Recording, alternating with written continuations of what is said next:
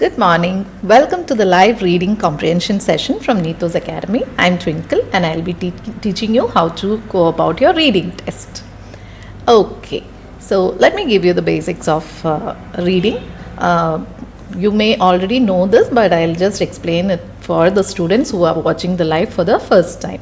So for reading module, you have 1 hour and you have 40 questions to attempt, and the 40 questions will be divided into 3 sections, into 3 passages.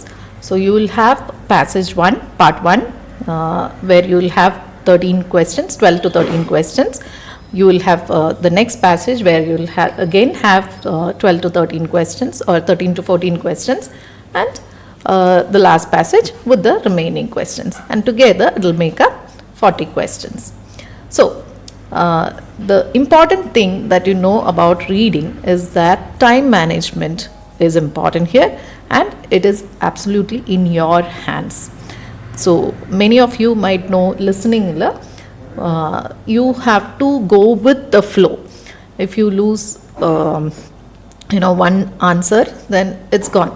നമുക്ക് പിന്നെ അത് rewind ചെയ്ത് കേൾക്കാനുള്ള option അല്ല. But here time management is entirely in your hands, and that is where the problem arises, because നമ്മൾക്ക് സമയമുണ്ടെന്ന് വിചാരിച്ച് answer കണ്ടുപിടിക്കാൻ ഒരുപാട് ടൈം സ്പെൻഡ് ചെയ്ത് അവസാനം എല്ലാം കൂടെ തീർക്കാനായിട്ടുള്ള ടൈം കിട്ടാതെ വരും. So you have to be careful. ഓരോ ക്വസ്റ്റ്യനും ഒരു മിനിറ്റ് മിച്ചം മാത്രമേ എടുക്കാവുള്ളൂ. So that means you have a lot of things to do. So your entire concentration, absolute concentration should be in what you are doing, that is your reading test. So first thing that you have to do is read the title of the passage and understand what the reading passage is about, what the passage is about. And then ഞാൻ എപ്പോഴും പറയുന്ന പോലെ there are 2 ways in which you can go about your reading. Okay, but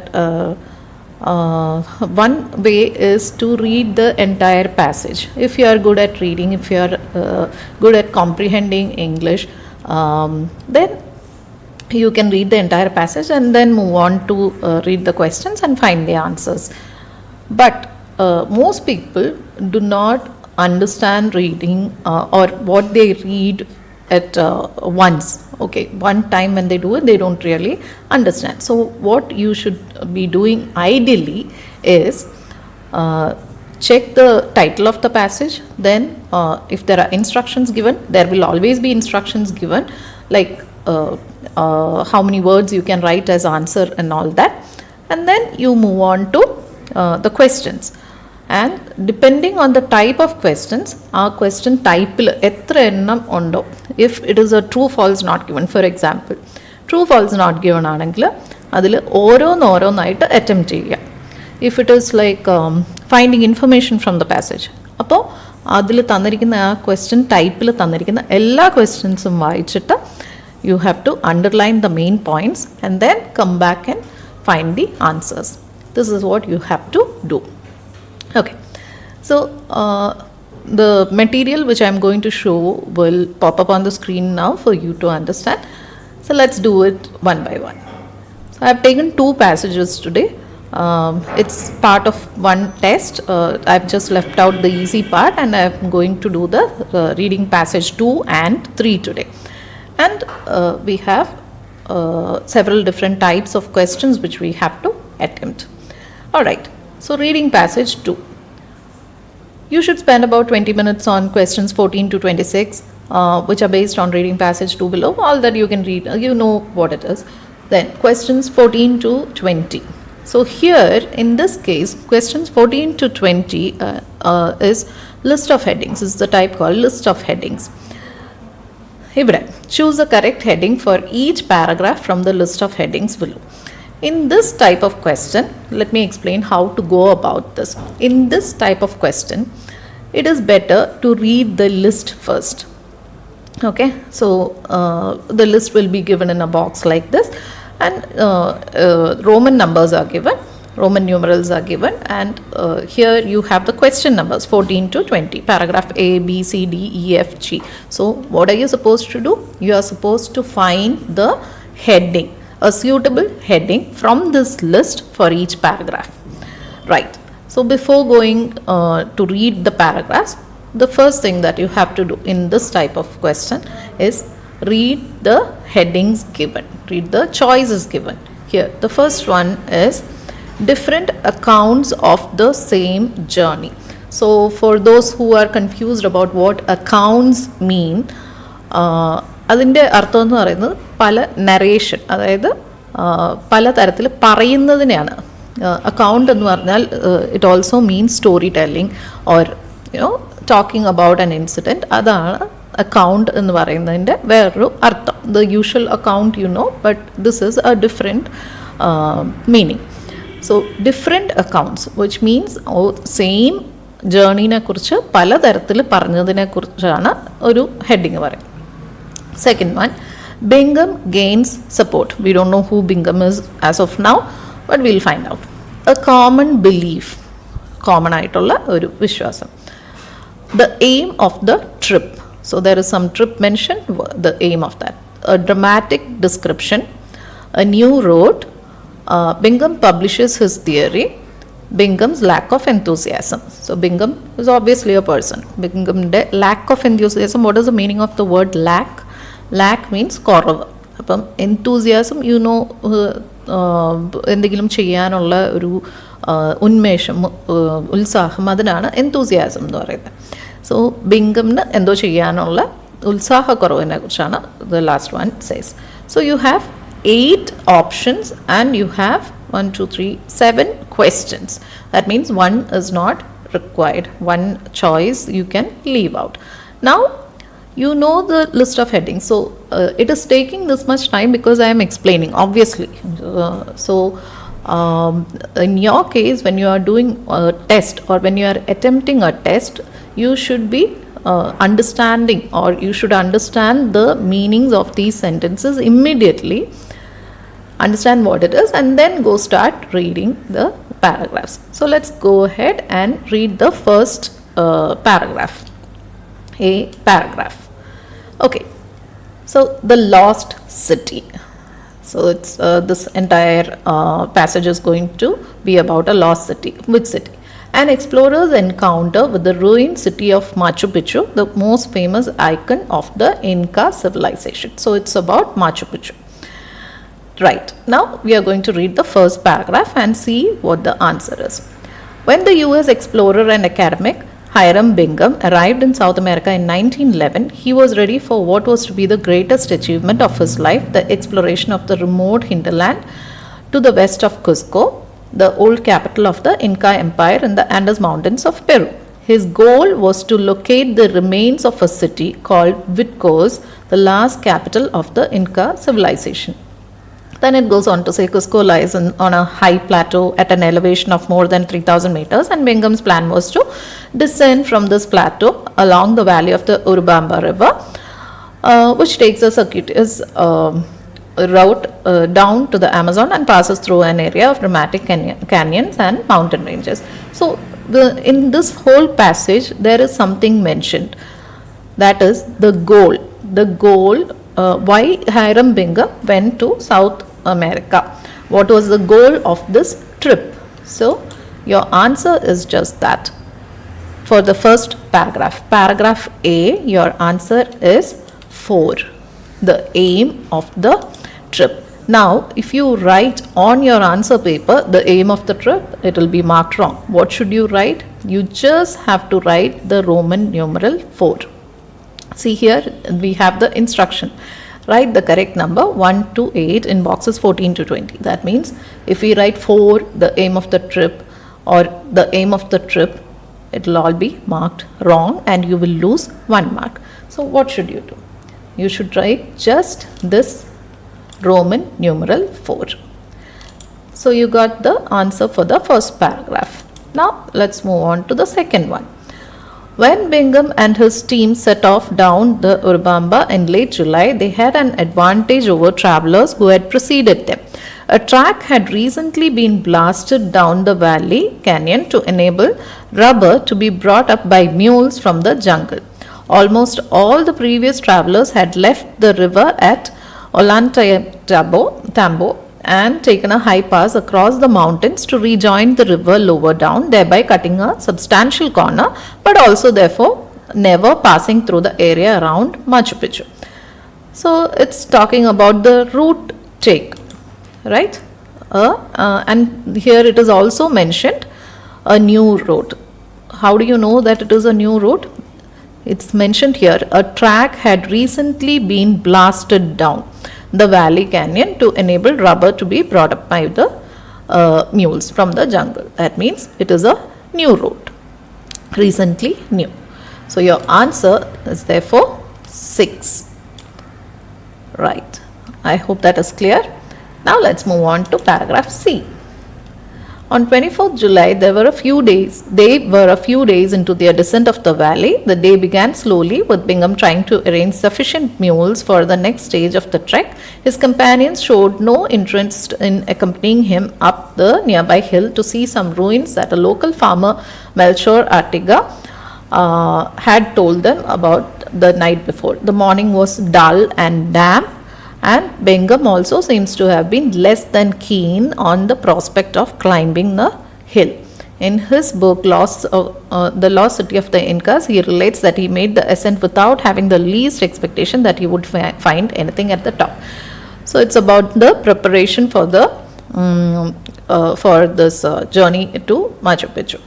And what does he say? What does it say in this paragraph? It says that his companions showed no interest, and he also seems to have been less than keen, meaning he didn't have much enthusiasm to climb the hill and go to this place. Therefore, your answer is 8. 8. Bingham's lack of enthusiasm. Alright, that's what it says in that. Right, the next one. Paragraph D. Bingham writes about the approach in vivid style in his book.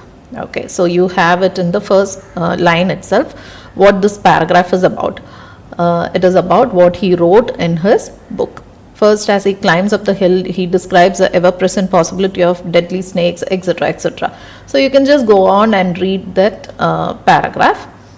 Therefore, you will understand that it is about his journey and how dramatically he is described. Therefore, your answer is a dramatic description.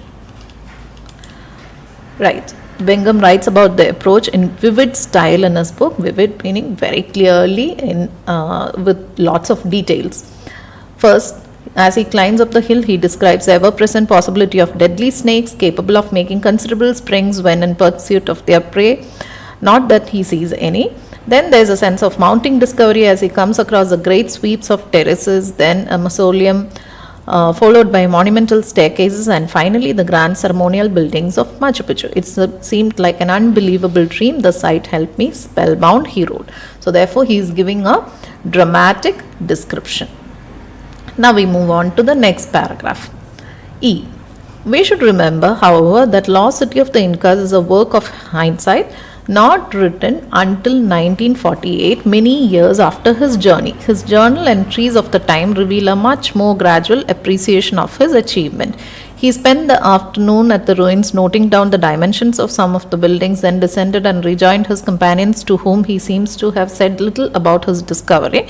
At this stage, Bingham didn't realize the extent of or the importance of the site, nor did he realize what use he could make of the discovery. So in this first two lines, they are saying that it was not written until 1948. Therefore, he actually found it in 1911, but later on in 1948, he wrote the book The Lost City of the Incas.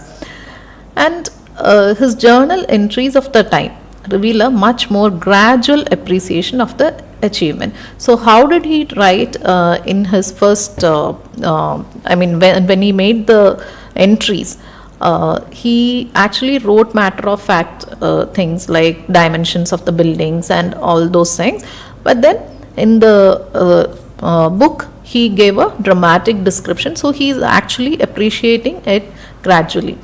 It means he has written two different types of versions, or two different versions. So different accounts of the same journey. So that is your answer. Different accounts of the same journey. So your answer is 1. Roman numeral 1. Moving on. In paragraph F, let's read. However, soon after returning, it occurred to him that he could make a name for himself from this discovery. When he came to write the National Geographic magazine article that broke the story to the world in April 1913, he knew he had to produce a big idea. He wondered whether it could have been the birthplace of the very first Inca, Manco the Great, and whether it could also have been what chroniclers described as the last city of the Incas. This term refers to Vilcabamba. Okay, Vilcabamba, the settlement where the Incas had fled from Spanish invaders in the 1530s. Okay, so it's about what he wrote when he came to write the National Geographic magazine article that broke the story to the world in April 1913. So this is what the paragraph is about, and he is giving a big idea that it might be the last city of the Incas and all that. Therefore, your answer is, let's see, Bingham publishes his theory. So he's written an article, and that is what this is about. This paragraph F is about. Therefore, your answer is 7. Now let's go and check the last one. One question that has perplexed visitors, historians and archaeologists alike ever since Bingham is why the site seems to have been abandoned before the Spanish conquest. There are no references to it by any of the Spanish chroniclers. I hope you know the word chroniclers. Chronicle means story. Chroniclers mean somebody who tells a story. And if they had known of its existence so close to Cusco, they would certainly have come in search of gold. An idea which has gained wide acceptance over the past few years is that Machu Picchu was a moya, a country estate built by an Inca emperor to escape the cold winters of Cusco, where the elite could enjoy monumental architecture and spectacular views. So here it says an idea which has gained wide acceptance, which means a common belief. Okay, therefore your answer is 3. So we have come to the end of that particular type of question, list of headings. Now moving on, we have the most important type, true, false, not given. So true, false, not given, you have 1, 2, 3, 4 questions here, and it is not required to read all these 4 questions, 21, 22, 23 and 24, because you will definitely forget it. So what should you be doing? You should just read the first one. You know what true, false, not given is. If the statement is given in the passage with the same meaning, then it is true. If it contradicts, then it is false, and if nothing is no information is given on this, it is not given. So it is quite difficult for people to actually find out false and differentiate between false and not given. That is what I have seen. Let's see, I'll explain it in detail. Here the first statement says Bingham went to South America in search of an Inca city. Now remember, we have already read the entire passage, and you know where it says about Bingham going in search of a South American city.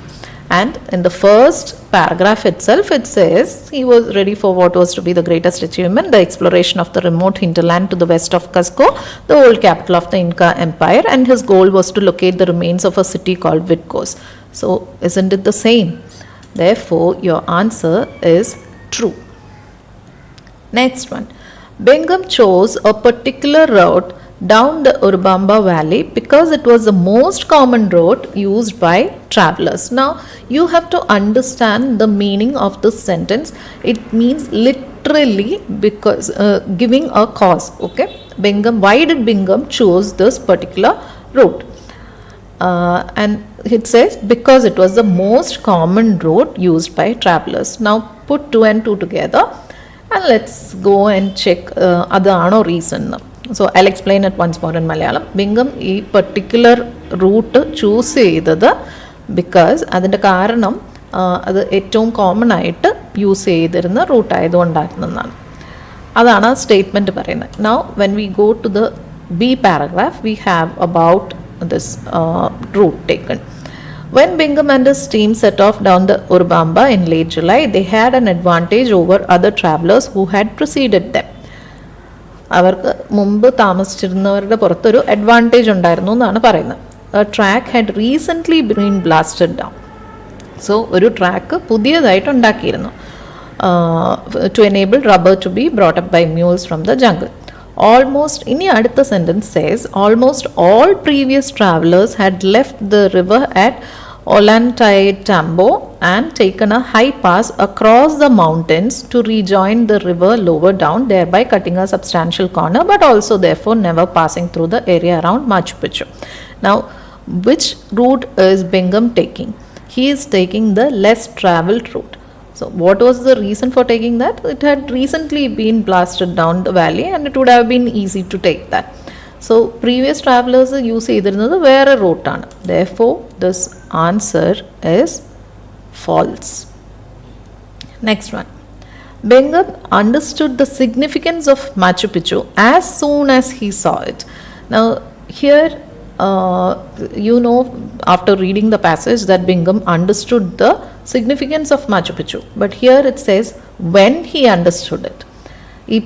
Statement says Bingham understood the significance of Machu Picchu as soon as he saw it. Did he understand that? Let's see.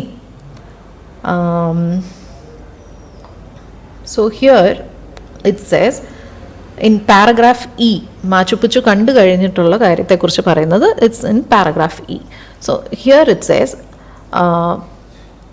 he spent the afternoon at the ruins, noting down the dimensions of the buildings, then descended and rejoined his companions, to whom he seems to have said little about his discovery.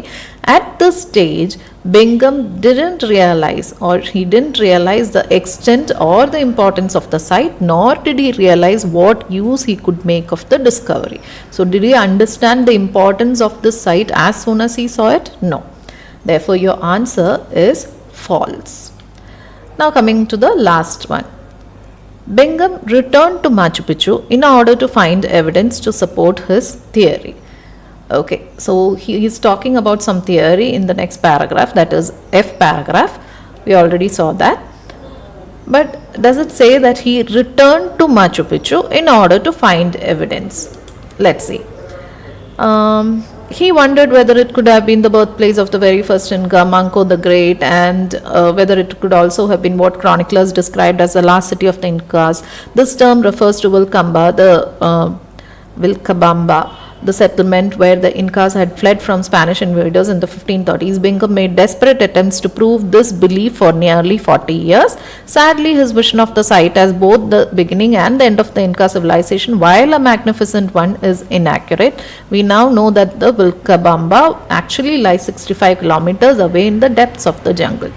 Now here, does it say anywhere, എവിടെയെങ്കിലും പറയുന്നുണ്ടോ that he returned to prove his theory? He has a theory that it might be the first, birthplace of the first Inca, and in the statement it says Bingham returned to Machu Picchu in order to find evidence, but nothing is given. It just says that he made desperate attempts to prove this belief for nearly 40 years. Therefore, your answer is not given. Now, അത് clear ആയി എന്ന് വിചാരിക്കുന്നു. The statement says ബിംഗം എന്ന് പറയുന്ന ആൾ മാച്ചുപിച്ചുവിലേക്ക് തിരിച്ചുപോയി to find evidence. പക്ഷേ ഇങ്ങനെ ഒരു സംഭവമേ ഈ പാരഗ്രാഫിൽ പാസേജിൽ എങ്ങും പറയുന്നില്ല. And specifically in this paragraph where it talks about Bingham trying to prove his theory, nothing is mentioned about him trying to find evidence or returning to Machu Picchu. So your answer is not given. It's as simple as that. Next, complete the sentences below. Choose one word only from the passage for each answer.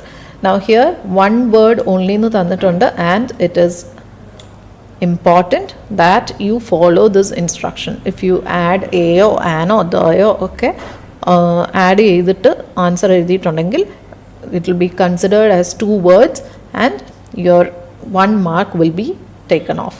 So you have to make sure that you write 1 word only. Now 25 and 26.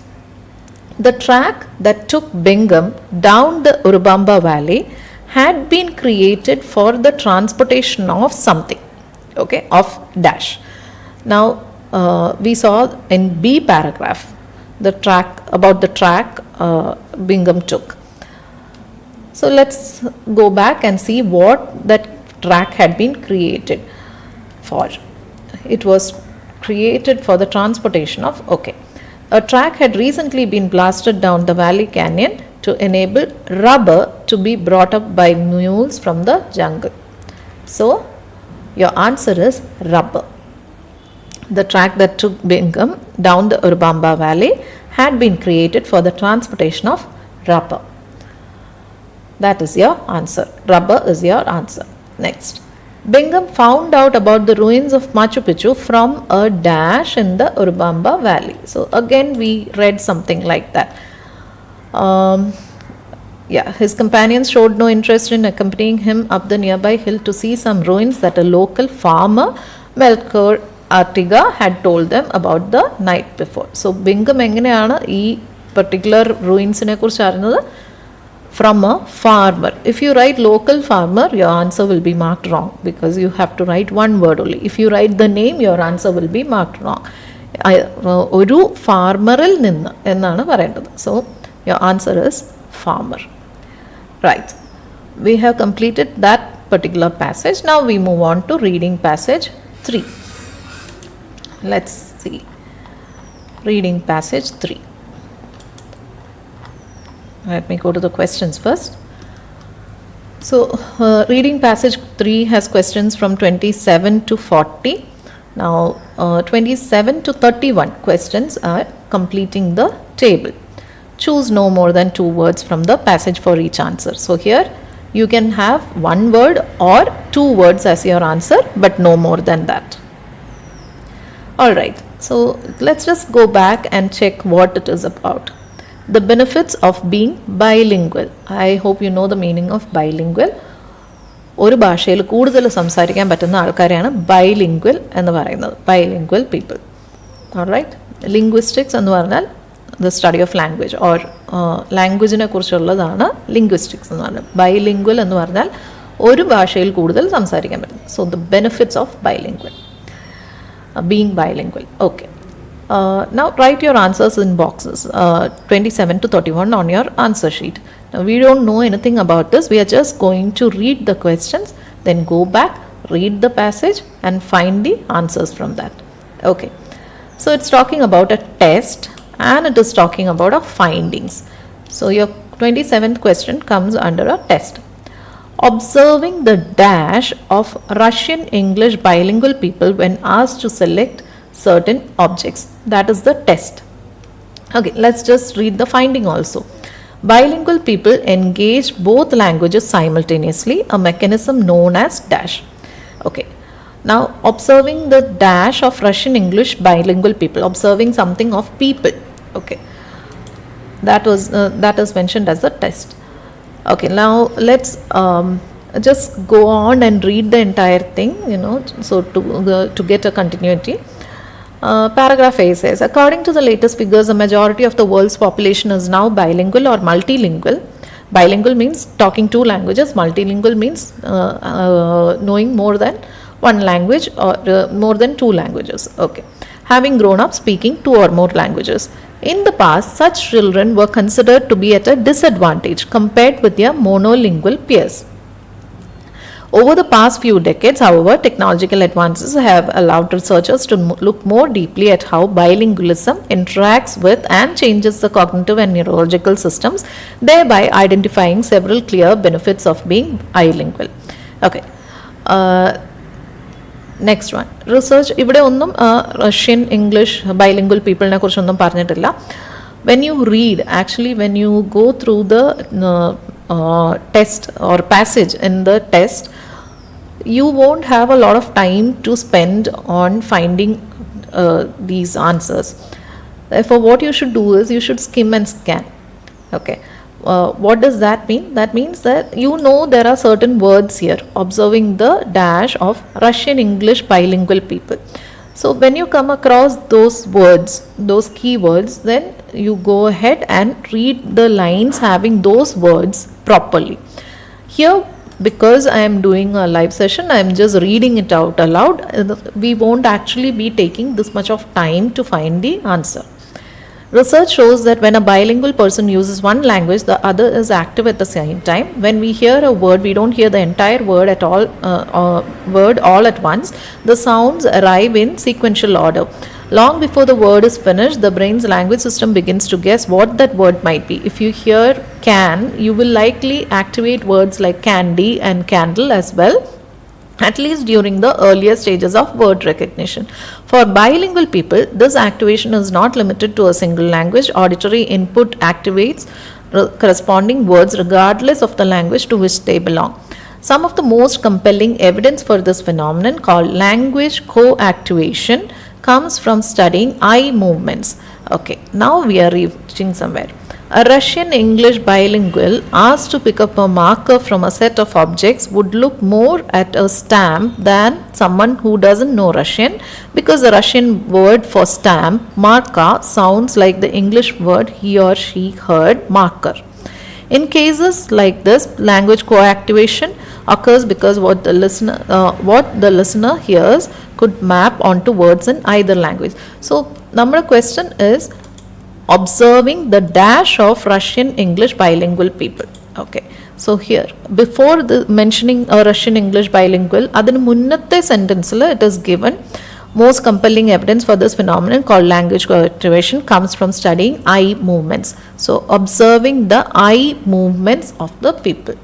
Therefore, your answer will be observing the eye movements of Russian English bilingual people when asked to select certain objects. Eye movements. Okay, now there we have already read the answer for the 28th one once or twice. Bilingual people engage both languages simultaneously, a mechanism known as what? Compelling evidence for this phenomenon called language co-activation. Okay, so that mechanism is called language co-activation. Right, so we got the 27th and 28th answers. Next one, a test called the dash, focusing on naming colors. Now we have to see what the name of the test is. And what is the finding? Bilingual people are more able to handle tasks involving a skill called dash. So we have to name the test, we have to find the name of the test and the name of the skill. Right, and what is the test about? Focusing on naming colors. Let's go on and read. Having to deal with this persistent linguistic competition can result in difficulties, however. For instance, knowing more than one language can cause speakers to name pictures more slowly and can increase tip of the tongue states when you can almost but not quite bring a word to mind. As a result, the constant juggling of two languages creates the need to control how much a person accesses a language at any given time. Right, nothing is mentioned about a test here. Let's move on. For this reason, bilingual people often perform better on tasks that require conflict management. In the classic Stroop task, people see a word and are asked to name the color of the word's font. Okay, here we have the name of the test. The test which requires you to focus on colors. It is Stroop task. Therefore, your 29th answer is Stroop task. Stroop and task. Stroop task. A test called the Stroop task. Right. Next one. Bilingual people are more able to handle tasks involving a skill called what? Okay. Bilinguals are also better at switching between two tasks. For example, when bilinguals have to switch from categorizing objects by color to categorizing them by shape, they do so more quickly than monolingual people. reflecting better cognitive control when having to make rapid changes or strategy. So bilingual people are more able to handle tasks involving a skill called conflict management. We didn't read that, sorry. We have to go back and read it. Bilingual people often perform better on tasks that require conflict management. Here, your answer for 30th question is conflict management. Next one, a test involving switching between tasks. That is what we read now. Bilinguals are also better at switching between tasks. For example, when bilinguals have to switch from categorizing objects by color to categorizing them by shape, they do so more quickly than monolingual people, reflecting better cognitive control when having to make rapid changes of strategy. When changing strategies, bilingual people have superior cognitive control. Better, superior cognitive control. Therefore, your answer is cognitive control. Right, moving on, we come to yes, no, not given. This is almost the same as true, false, not given. The difference, now many of you might be wondering what the difference is, because if you write true instead of yes and false instead of no, your answer will be marked wrong. In effect, ഇത് ആലോചിച്ച് കഴിഞ്ഞിട്ടുണ്ടെങ്കിൽ true എന്ന് പറയുന്നത് yes എന്ന് പറയുന്നതും same അല്ലേ, പിന്നെ എന്തിനാണ് അത് ആൻസർ റോങ് ആവുന്നതെന്ന് ആലോചിക്കാം. But the point is that in true, false, not given, you are checking whether that statement, that particular statement given is true or false or not given. But in this case, if the statement agrees with the claims of the writer, so the statements are given, ആ statement വായിച്ചിട്ട് writer അത് തന്നെയാണോ പറയുന്നത്, അതാണെങ്കിൽ yes കൊടുക്കുക. So there is only a small difference, but if you don't follow this yes, no, not given, true, false, not given ആയിട്ട് എഴുതിയിട്ടുണ്ടെങ്കിൽ your answer will be marked wrong. So be very careful, check whether it is true, false, not given or yes, no, not given. Yes, no, not given ആണെങ്കിൽ yes കൊടുക്കേണ്ടടുത്ത് yes കൊടുക്കുക, no കൊടുക്കേണ്ടടുത്ത് no കൊടുക്കുക. Now we have this yes, no, not given. Attitudes towards bilingualism have changed in recent years. Now we already read that in the first paragraph. Over the past few decades, okay, let's read that once more. In the past, such children, the multilingual or bilingual children were considered to be at a disadvantage compared with their monolingual peers. Over the past few decades, however, technological advances have allowed researchers to look more deeply at how bilingualism interacts with and changes the cognitive and neurological systems, thereby identifying several clear benefits of being bilingual. Therefore, attitudes change ചെയ്തിട്ടുണ്ടോ? Yes. So attitudes towards bilingualism have changed in recent years. Your answer is yes. Next one. Bilingual people are better than monolingual people at guessing correctly what words are before they are finished. So we saw in that test in the about guessing correctly the words. Now what the statement says, bilingual people are better than monolingual people at guessing correctly what words are before they are finished. Does the paragraph say that? Now ഇവിടെ പറയുന്നത് എന്താണെന്ന് വെച്ചാൽ, when we hear a word, we don't hear the entire word all at once. The sounds arrive in sequential order. Long before the word is finished, the brain's language system begins to guess what the words might be. If you hear can, you will likely activate words like candy and candle, at least during the earlier stages. For bilingual people, this activation is not limited to a single language. Auditory input activates corresponding words regardless of the language to which they belong. Now, people can get confused here. Now bilingual people are better than monolingual people എന്നാണോ പറയുന്നത് അവിടെ? At guessing correctly. The statement says at guessing correctly what words are before they are finished. ഒരു word കേട്ടാൽ അത് finish ചെയ്യാനായിട്ട്, ആ word എന്താണെന്ന് കറക്റ്റായിട്ട് ഗെസ് ചെയ്യാനായിട്ട് ബൈലിംഗ്വൽ പീപ്പിളിന് ബെറ്റർ ദാൻ മോണോലിംഗ്വൽ പീപ്പിൾ പറ്റും എന്നാണ് സ്റ്റേറ്റ്മെൻറ്റ് പറയുന്നത്. But nothing is mentioned of that sort here. What it says is that monolingual people അല്ലെങ്കിൽ ആരാണെങ്കിലും ഒരു വേർഡ് കേട്ട് കഴിഞ്ഞിട്ടുണ്ടെങ്കിൽ അത് തുടങ്ങുമ്പോൾ അത് കംപ്ലീറ്റ് ചെയ്യുന്നത് അത് എന്ത് വേർഡാണെന്ന് ഗെസ് ചെയ്യാൻ ഉള്ള ആക്ടിവേഷൻ ബ്രെയിനിൽ നടക്കും. ബട്ട് ഇൻ ബൈലിംഗ്വൽ പീപ്പിളിൻ്റെ കേസസിൽ what happens is that language activation occurs in both for both languages എന്നേ പറഞ്ഞിട്ടുള്ളൂ.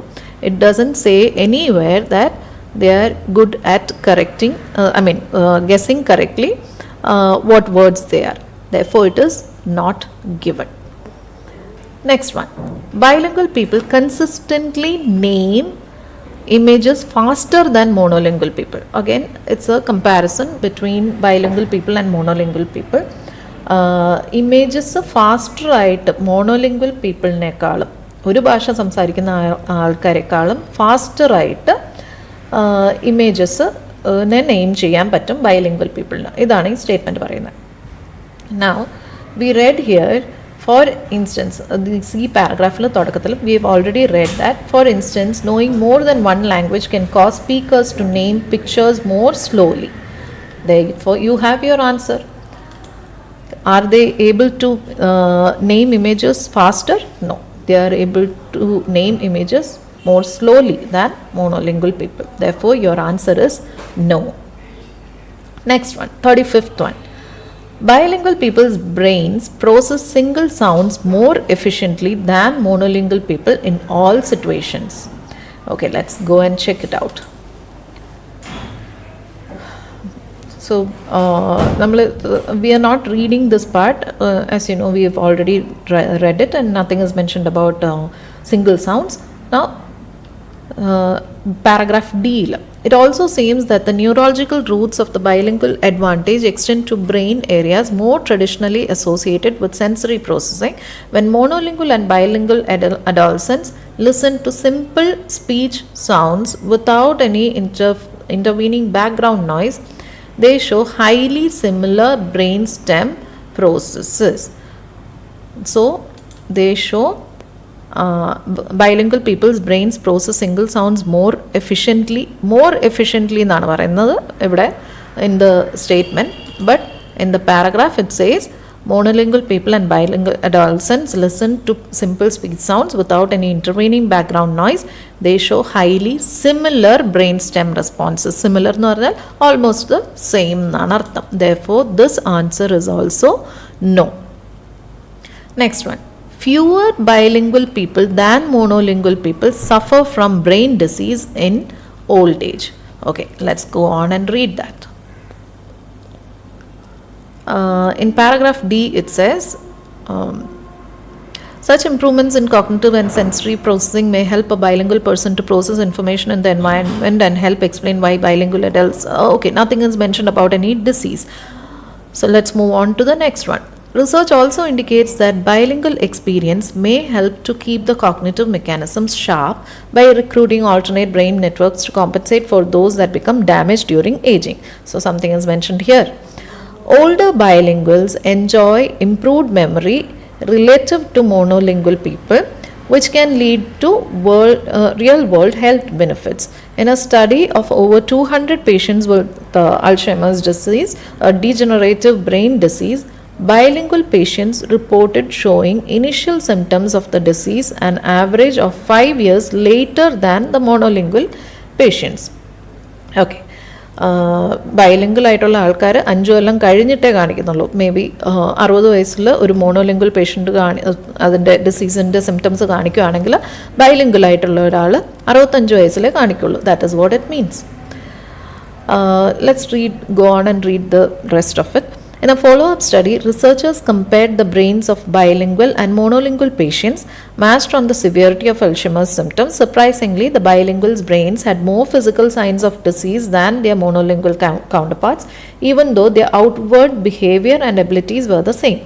If the brain is an engine, bilingualism may help it to go farther on the same amount of fuel.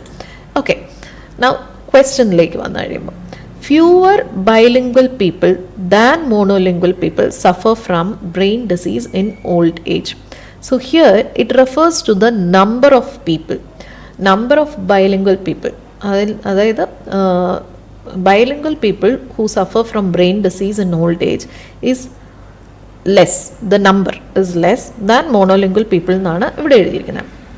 But in a paragraph, nothing is mentioned of that sort.